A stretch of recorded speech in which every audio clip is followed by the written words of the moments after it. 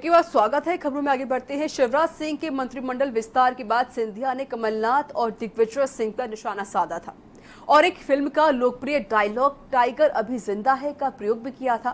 उन्होंने अपनी अहमियत का एहसास कराते हुए यह कमेंट किया था। इस कमेंट का जवाब देने में कांग्रेस के दिग्गज नेता कमलनाथ ने भी देर नहीं लगाई। ज्योतिरादित्य के इस डायलॉग पर कमलनाथ ने चुटकी ली।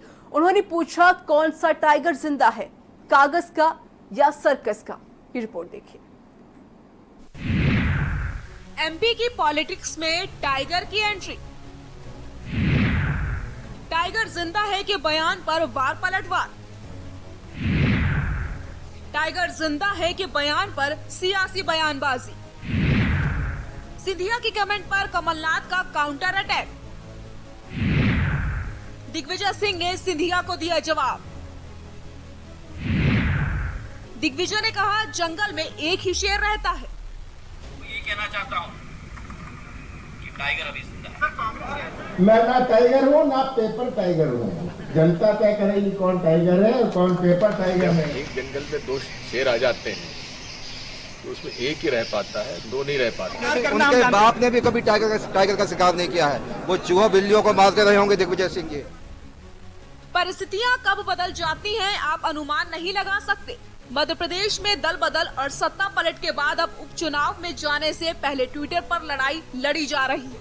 ताजा तरीन मसला टाइगर है। सिंधिया के खुद को टाइगर कहने की देर थी कि कांग्रेस ने मुद्दा लपक लिया।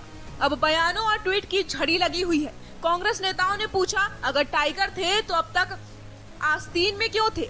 टाइगर स्टेट एमपी में इन दिनों टाइगर जंगल से निकलकर राजनीति में आ गया है। कभी शिवराज ने खुद को टाइगर बताया था और अब सिंधिया नए दावेदार आ गए हैं। शिवराज मंत्रिमंडल विस्तार के बाद जब उन्होंने मीडिया में दिए बयान में कहा टाइगर अभी जिंदा है, तो मानो कांग्रेस को उन पर जवाबी हमला करने का अच्छा मौका मिल गया था। बता दें, शिवराज मंत्रिमंडल का विस्तार हो गया है, लेकिन विपक्ष उसके बाद भी सरकार पर तंज कसने का कोई मौका नहीं छोड़ रहा।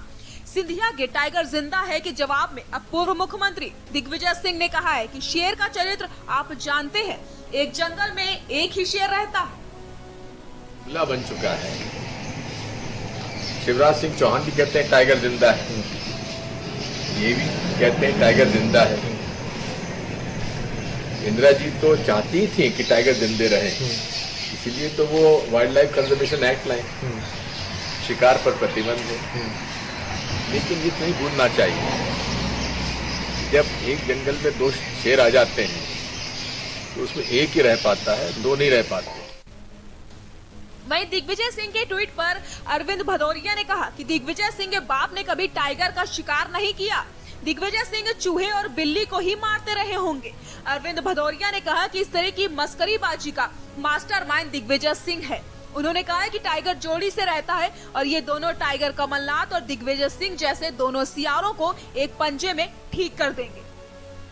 सियारों को एक पंजे में, कमलनाथ और दिग्विजय सिंह जैसे सियारों को ये दोनों टाइगर एक एक पंजे में दबोच के ठीक करेंगे।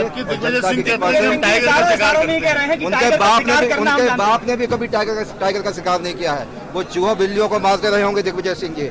इस प्रकार की मस्करीबाजी का मास्टरमाइंड दिग्विजय सिंह है। ज्योतिरादित्य सिंधिया के इस डायलॉग पर कमलनाथ ने चुटकी ली। उन्होंने पूछा, कौन सा टाइगर जिंदा है, कागज का या सर्कस वाला? मैं मामा नहीं हूँ, मैंने चाय नहीं बेची, मैं कमलनाथ हूँ। और कोई कहते हैं मैं टाइगर हूँ। मैं ना टाइगर हूँ ना पेपर टाइगर हूँ। जनता तय करेगी कौन टाइगर है और कौन पेपर टाइगर। दरअसल मुख्यमंत्री शिवराज सिंह चौहान कांग्रेस की कमलनाथ सरकार के सत्ता में आने के बाद लगातार कहते रहते थे कि टाइगर अभी जिंदा है। इसलिए दिग्विजय सिंह ने सिंधिया के साथ ही शिवराज सिंह पर भी निशाना साधते हुए कहा कि जंगल में एक ही शेर रहता है। बहरहाल मध्य प्रदेश की पॉलिटिक्स में अब टाइगर की एंट्री हो चुकी है। अब देखना होगा आखिर टाइगर के बयान की लड़ाई कहां तक पहुंचती है। के न्यूज इंडिया के लिए स्टेट हेड विवेक कुमार की रिपोर्ट।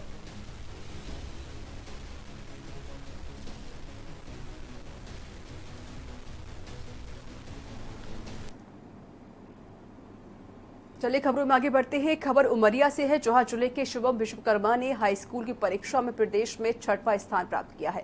कैबिनेट मंत्री मीना सिंह ने वीडियो कॉल के माध्यम से शुभम और उनके माता पिता को शुभकामनाएं दी हैं। वहीं के न्यूज संवाददाता ने शुभम से खास बातचीत की। में कल हाई स्कूल के रिजल्ट घोषित हुए हैं और पूरे प्रदेश में शुभम विश्वकर्मा ने 6वां स्थान प्राप्त किया। आइए हम इनसे बात करते हैं कि पूरे प्रदेश में इन्होंने 6वां स्थान प्राप्त किया है, क्या इनके पीछे प्रेरणा थी और कैसे इन्होंने मेहनत की। आपने जो 10वीं का जो एग्ज़ाम दिया तो आपकी पहले से प्लानिंग थी कि मैं प्रदेश में स्थान पाऊँगा? प्लानिंग पहले से रही थी कि मैं कर सकता हूँ, बस मेहनत किया हो गया। सरस्वती शिशु मंदिर जैसे इस विद्यालय में आप पढ़ रहे थे आप, है ना, और जैसा कि संसाधनों की भी कमी रहती है, बहुत से बच्चे ऐसे हैं कि जो 60% से कम लाए हैं या पास भी नहीं हो पाए, क्या कहना चाहेंगे अपने? रिजल्ट इस बार घोषित हुआ है तो बस मान लेना चाहिए, स्वीकार कर लें। अगले बार मेहनत करें तो उससे ज़्यादा % पा सकते हैं, पास भी हो सकते हैं कुछ लोग। बस मेहनत करें और पढ़ते जाएं। आपके बेटे ने जैसे प्रदेश में 6वां स्थान प्राप्त किया है, क्या किसकी प्रेरणा थी इसके पीछे? हमारे सभी स्कूल वालों की प्रेरणा से हुआ है। हमें तो बहुत खुशी हो रही है, बहुत गर्व महसूस हो रहा है कि हमारे लड़के ने समाज का, जिले का नाम रोशन किया है, स्कूल का नाम रोशन किया है, और क्या बोलने से। और कैसे पढ़ता था ये, मतलब आपने क्या इसमें मतलब ध्यान दिया पूरे समय में? हमने इसको कभी प्रेशर नहीं किया कि तू पढ़ाई कर, ये करो, अपनी इच्छा से पढ़ता रहता रहा। 2-3 घंटे डेली अपनी पढ़ाई करता रहा। जिस तरीके से पूरे शिक्षा जगत में इस समय गलाकाट प्रतियोगिताएं चल रही हैं और लाखों लगाने के बाद भी बच्चे पास नहीं हो पा रहे, लेकिन कम संसाधनों में शुभम ने जिस तरीके से प्रदेश में विद्यालय का और अभिभावकों का अपने नाम रोशन किया है, निश्चित रूप से सराहनीय है। और सीधी सी बात है, उनके लिए एक मैसेज है जो कम अंकों से पाएँ कि भी और अच्छे से मेहनत करें और तरीके से मेहनत करें ताकि उनका भी नाम इस श्रेणी में आए और वो सफलता की ओर पहुँचे। उमरिया जिला से के न्यूज़ के लिए संजय विश्वकर्मा की रिपोर्ट।